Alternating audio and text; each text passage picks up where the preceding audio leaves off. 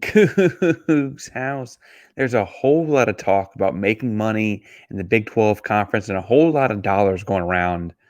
But is there any thought to, at least for Houston, what makes sense?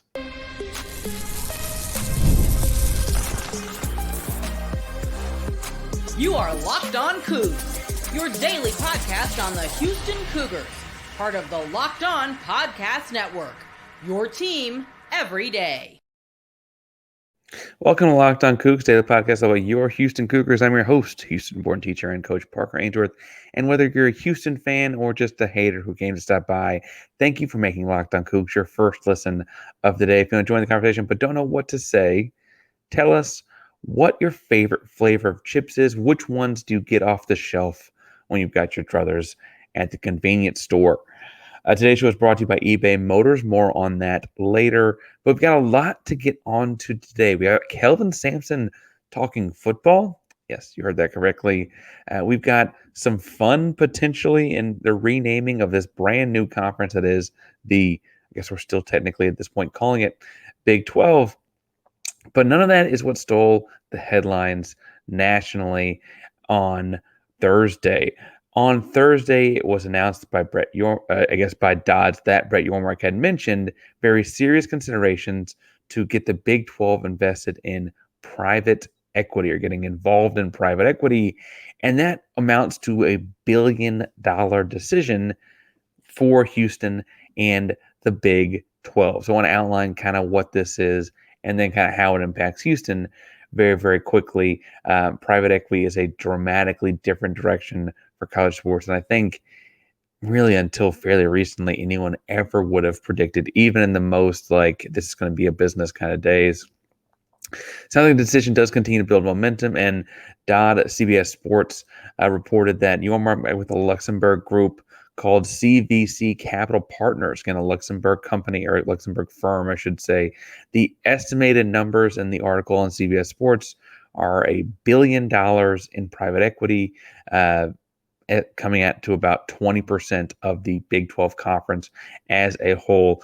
That, in simple math, values the conference as a $5 billion entity and dramatically increases the money coming in. Now, for reference as to how big that is, the current TV rights deal has a value on the conference at $2.3 billion, right? So there's a very different, like a next tier kind of decision.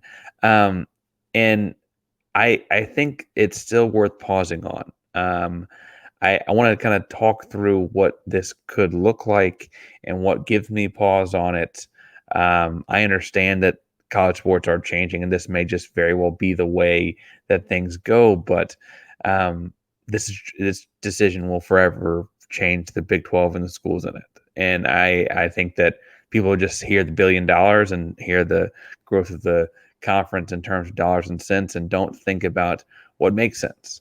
And make sure we give like that a long, hard thought before we decide this is the path to go down. Because as a private equity company, CVC or whomever Yormark and the Big 12 ADs choose to go with is going to take that 20% and just over the course of time squeeze the most how can we make that the most profitable? Now, it could, in theory, quickly yield big payouts, right? The idea is to maximize that profit very, very quickly. And that, again, could yield each school getting large sums of money early. You put that plus the TV revenue, suddenly you're a lot closer to those SEC and Big Ten caliber schools in terms of income. And I think that's very clear and obviously a good and admirable goal for the conference. We're not backing down from anything. That's a good thing, right? But the deal is that profit doesn't always equal success. And in college athletics, I think it's interesting that we hear about high revenues, right? Schools that make a lot of money, but we don't think about them in terms of how much they do or don't profit, right? Schools in general across the board are functionally not making money in sports. In all of college athletics in 2022, which is the most recent stuff we got here, because 2023 is still being published and 2024 is still happening, right? In 2022, only 22 or 23, I'm sorry, only 2022, in 2022, only 23 programs in all of college athletics recorded a profit. Not recorded millions of dollars in revenue, hundreds of dollars, millions of dollars in revenue, recorded a profit. Some of those weren't even that big of profits, right? Like Ohio State led the pack. They only profited 26 million. Now I say only, that's the most, right? But their revenues were $251 million in 2022. And people think that's so much money. But the profit is much smaller because they spent $225 million, right? Some of these numbers and differences get really, really close. Like LSU, we think of as being this gigantic. They must have a giant profit, right? They spent $199 million in 2022. Sorry, they earned $199 million in 2022 and spent $193 million in 2022. They net gained $6 million. That's like the football coach, right? On the whole, that's not a lot of cash. And I, don't know what you want to argue about Ohio State or Alabama or Michigan or Georgia or A&M, Florida, whoever, right? All of these programs, by and large, are crazy high revenue in, but the profit margin is actually not that high because of how much money an athletic program costs to run. Well, if the private equity firms are in charge, they're going to start finding ways to maximize that profit. And yes, on the front end, there'll be things that come in and make a lot of sense. Some of the early cuts will be obvious, right? Trimming the fat early on will be a good thing. The deal is it's not going to stop there. It's squeezing profit over the course of the contract as much as possible. And at some point, that's taking away things that, frankly, I would argue a successful college athletic program has to have. Right? At some point, okay, but do you really need that assistant strength coach? Okay, but do you really need, I don't know, a GA that works with the DBs? Okay, do you really need to film the game from two angles? Right? Like at some point, every single cost will be evaluated. And it won't be evaluated based on whether or not the football coaches think it's a necessity. It won't be evaluated whether or not the AD thinks it's a necessity. It'll be evaluated by the private equity firm on whether or not the dollars out from that thing are worth the dollars into that thing. And if the math don't math, it won't happen, right? And again, the goal is to profit enough to be competitive with the SEC and Big Ten. That's the name of the game. That's leader in the clubhouse. That's who you go chase after. I get that. However, what does the private equity firm determine as value, especially being a Luxembourg-based company, or at least the CVC group is, that doesn't really have a mirror to college athletics culturally, and what do they understand? I don't know. I also think that one big thing about the Big 12 is that a big factor in the value of the Big 12 is honestly the short contract, right? The idea that the Big 12 and Houston will be re-upping that grant of rights deal in 2031, right? We talk about how that's when Houston's going to really hit the banks because, frankly, they're going to be in the conference for a while, get a big share, and that's going to be a big year for the conference, which potentially adds more schools. More importantly, renegotiates a deal before it gets in the clubhouse, or another time you hope to get a 4 or 5 year deal to then be hitting it again when the ACC would or whatever. We talked about that ad nauseum when schools were getting added last summer, frankly. Right? 2031 is a big thing. But a private equity firm is not going to sign on to a deal that's that short. That's not a long enough time for them to squeeze all the profit out of it they can. And if the private equity firm signs a longer term deal than between, the next 7 years, they go to more like 10 or a dozen years, then you're also going to be altering what that GOR is, because in theory, those schools are then, as far as the evaluation process for this private equity firm, going to need to be around the whole time, which takes out the leverage of the second deal you're working in 2031, that messes with that in a lot of ways. And that's not a simple answer by any stretch, because the goal would obviously be to be adding teams or adding schools in 2031, but the leverage plays you could lose them to, right? It's a lot of stuff going on. I just don't think this is the answer. I understand the goal. I think the goal is admirable. The one thing I will say is that if it is determined that, Parker, this isn't a fast track, it's the only track, there's not a whole lot of other options, you got to do what you got to do, right? I just, I question if every option is being explored, if every single thing is out on the table, if this is actually or just the simplest version, if it's actually the best or if it's just the simplest. One very simple thing that is kind of, some people hate it, some people like the idea of it, involves sponsorships, and I'm all for it. And I want to talk about why I'm all for it in a second.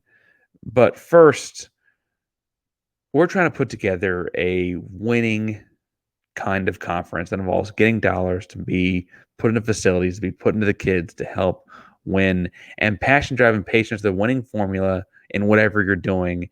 They're also what keeps you a ride or die alive. eBay Motors has everything you need to maintain your vehicle and level up to peak performance: superchargers, roof racks, exhaust kits, LED headlights, and more. Whether into speed, power, or style, eBay Motors has got you covered with over 122 million parts for your number one ride or die. You'll always find exactly what you're looking for with eBay Guaranteed Fit. Your part is guaranteed to fit your ride every time or your money back, because with eBay Motors, you're burning rubber and not cash. So the parts you need and the prices you want is easy to make your car the MVP and bring home huge wins. Keep your ride or die alive at ebaymotors.com. Eligible minds only. Exclusions apply. eBay Guaranteed Fit is only available to U.S. customers. All right, today's episode is a lot about making money, if you haven't been able to figure that out. And I thought it was interesting that another piece of the puzzle that came out on Thursday is that the Big 12 is open for business. And Yormark said that at one point recently. I think people interpret that as like looking at poaching more schools. But it appears he might literally mean the name. The Big 12 is open for business. It was revealed that in May, Brett Yormark, this was a Dellinger article, Yahoo Sports. In May, Brett Yormark proposed selling the name of the conference, as in it will no longer be the Big 12. And I immediately thought of back in at football media days in the summer 2023, Houston's in the Big 12. It's going to be awesome, but the Big 12 has more than 12 teams. And so one of the questions came up for Yormark was, would he ever change the name of the conference to reflect the number of teams in it? 14, 16, whatever, right? And now it sounds coy, but at the time, Yormark pointed out, no, the 12 is important. The number 12 is important to who we are as an identity. 12 is identifiable with everything that's happened in the conference for, roughly 30 years at this point. 12 stays. It's always going to be 12. He didn't say anything about the word big. He didn't. And now that's the more operable word. And to Brett Yormark's credit, the Big 12's credit, big is the least significant word of the two, Big and 12. There's the Big 10, there's the Big Sky, there's other big conferences, right? And so big is kind of just there. And the idea is that you're going to keep the 12, reportedly, the number 12 stays to kind of keep as an identifier. But what kind of 12 is very literally going to be up to a potential sponsor, the highest bidder, if you will. And it sounds like the early leader in the clubhouse here is Allstate. You're in good hands. Now, I don't know if it'd be the Allstate Big 12, the Allstate 12, the Allstate Big 12, the Good Hands 12, the 12 Hands. I don't know what the name would be after that. But it is interesting that a key partner in college athletics like Allstate would be looking to get their name on a conference now. I mean, we see their hands on the net behind every single field goal post, it feels like, in all of college football. Allstate's now trying to get in the game in a different way. Other sponsors you see across the conference have been Phillips 66, Dr. Pepper, right? Those are also companies that you could see put in a bid here. The Dr. Pepper 12 makes a lot of sense. Um, Phillips 6612 is a lot of numbers, but 6612 is kind of fun also. Um, there's lots of ways this can go. If it were to be Allstate, the deal that was reportedly mentioned means that someone else mentioned, the reporter said it, but is looking at around $50 million a year. And the thought is you're opening the gate for this sponsorship can change every few years, the same way that any sponsorship could change every few years, right? This is not a forever name. The 12 is forever, but the sponsor at the front of that could just change at the end of the deal. And it goes the next highest bidder. And you'd hope to, frankly, time those up somewhat with your TV rights deals. And then you're looking at having larger lump sums. Obviously, not at the same kind as the private equity increase that we just talked about in the first segment, but you're looking at here $50 million spread across those schools. That's another few $1,000,000 in everyone's pockets. And with the cost of doing business increasing, and frankly, the SEC and Big Ten looming right there, this is continuing to chip away at that gap in a big kind of way.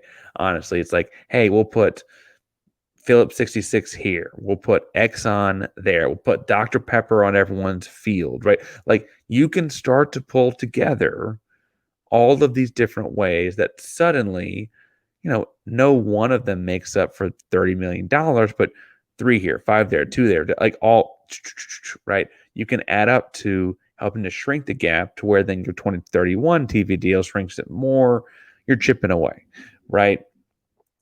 Sponsorships on the logos, the field, the conference name, the jerseys feel like they're all imminent. And I think there's a lot of people that don't want that. They want their Southwest Conference, which I would point out one of the funnier tweets I saw on this is that if the company were Southwest Airlines, you could have the Southwest 12 Conference. And that would actually be kind of a funny homage to everything, right? 12 from the Big 12, Big 8, Southwest from the Southwest Conference, and also from the airlines. Like a lot of things coming together there if that were to be the bid. So shouts, I think it was it Kevin? There was somebody named, somebody tweeted out. It's gone viral. I like that a lot. I say all that to say that at some point, what you're looking at here is Southwest Conference Days fans are thinking about like, but my Houston had just Houston on the front of their jerseys and just the skinny UH on the helmets. And that's probably the best logo anyway. But the reality is this has become a hundreds of millions of dollars industry. As we just mentioned, there are universities pulling in $250 million in revenue, right? And if that's the case, if you're pulling in $250 million, then of course you're going to have sponsors and things like that. You're a big deal. You're turning into minor league sports whether you wanted it to or not. You turned into minor league sports when people started televising the Rose Bowl. There was TV money there. You turned into minor league sports when people started televising all your regular season games. There was TV money there, right? That was the start of this. We're just now seeing it turn into kind of open. It's just opening it up more. And again, I get to continue to be forever thankful that Houston got into the Big 12 when it did, because I do think this is about to very quickly become a haves and have-nots. And that Power Four, if it continues to be four, is going to be in a whole different world than everyone else. Frankly, even within the Power Four, you could argue there's kind of two worlds, but both of those worlds are eons away from where Houston was just 18 months ago, right? And it was exactly the right time. And whether it's the private equity thing that scares me a little bit, or just a bunch of patches and logos and sponsors that scare me less and I think could be some fun, Houston being in this system, churning through this, continues to rub me the right way. That moving in the right direction, being a part of the future of highest level of college sports is important to me. And I hope it is to you too. And I have a coach on campus, talked about it some in his availability on Thursday. Kelvin Sampson thinks it's pretty important as well. So let's jump into that in a second.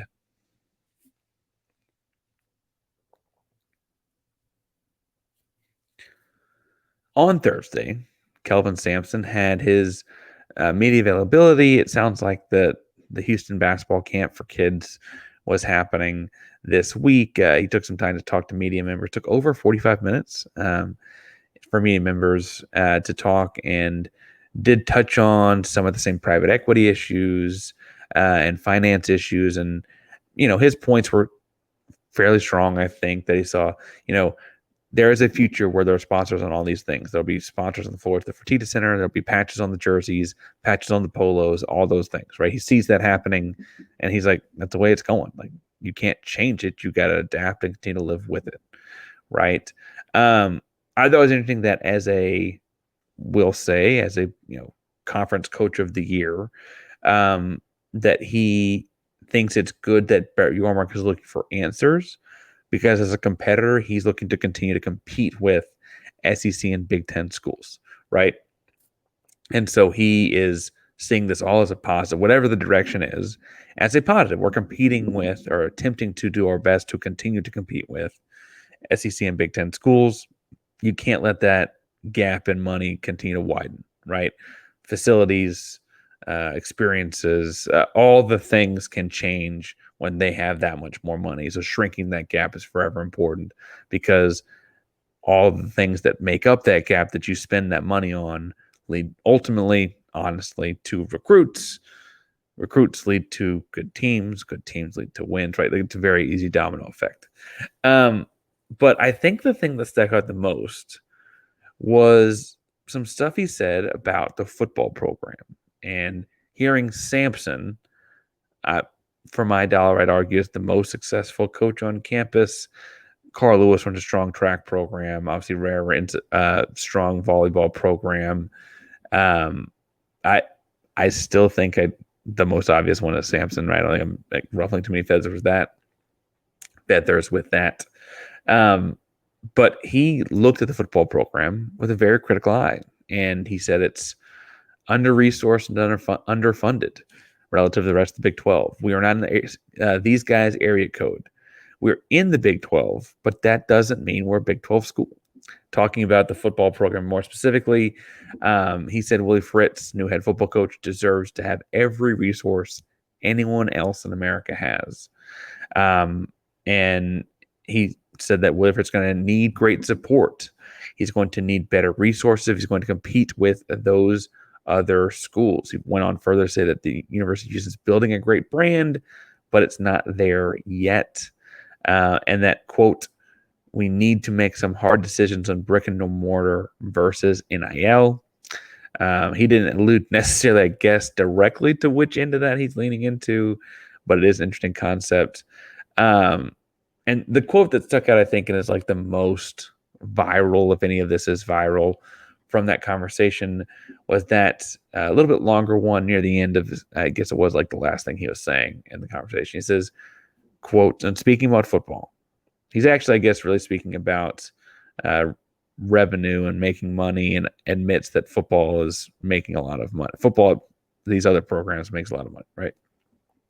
He says, quote, we've got to find ways to make it more appealing to go to football games. I think our football team is going to grow and grow and grow with Willie. I'm looking forward to it. To me, it starts this fall with filling that football stadium. We got to get butts in seats. That's got to get real.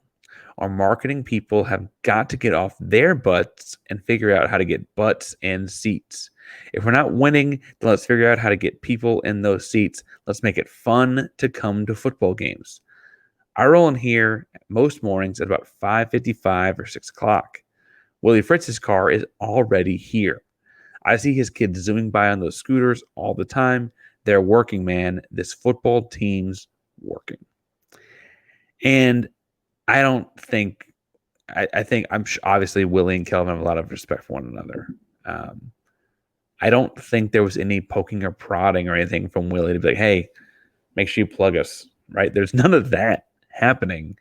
Kelvin, as a Hall of Fame caliber coach, is that level of impressed. And frankly, I want to talk about that from two directions. One, as a Houston Cougars sports fan, obviously this is an entire athletic program.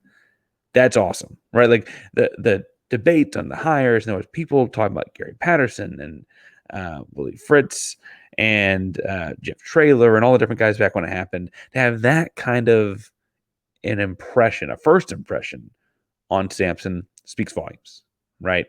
These that got that kind of work ethic. It's got that kind of culture building, like all that he's got that impression on Sampson already is important. But also, and this is me reading between the lines here, Sampson ain't dumb. Sampson ain't dumb. He looks at his competition not as necessarily, you know, other program on campus or whatever for butts and seats. As long as he continues to be successful, they're going to sell it for Tita. His competition is Kentucky, Alabama, Michigan, these days Kansas, Texas Tech, USC, right? Other places that he's competing with at a national level to recruit kids host their recruiting weekends during football games. And Houston does too. But hosting a recruiting weekend for your basketball kids during a football game and kind of puts a lot of the pressure of the visit on the football experience, right? And so when you think about it, being a recruit visiting Alabama and going to Tuscaloosa and watching the Iron Bowl is a very different experience. And there are some kids who that's an important thing to. And some of those kids can really play basketball, right? Kentucky and getting to go watch SEC football games and being a part of that kind of a program. I mean, the selling point there, because you're recruiting a kid in the fall during football season because they're playing basketball during the basketball season and can't make it theoretically, right? They're saying what your campus thinks about sports. Kelvin is not saying this, and this may be me reading between too many lines. And Kelvin, feel free to correct me. I'm not, if this gets that far, I'm just reading between lines here. But in recruiting folks to Houston, having a good football atmosphere is important because that's the front door to the athletic department. It's what the kids experience as far as school culture, right? When they see, well, what does Houston look like for athletic events? Do the kids get into sports? It's in this giant city of Houston. So many other things to do. Do the kids even go to athletic events? Oh, wait a second. They sold out games after going 4-8 the year before? Wait a sec. Like those kinds of moves would benefit everyone on campus, not just because the gate revenue or whatever helps, but because it makes very clear that these 7 Saturdays or more, some years, the school showed up and the school showed out. The fans were ready to cheer on the Cougars, right?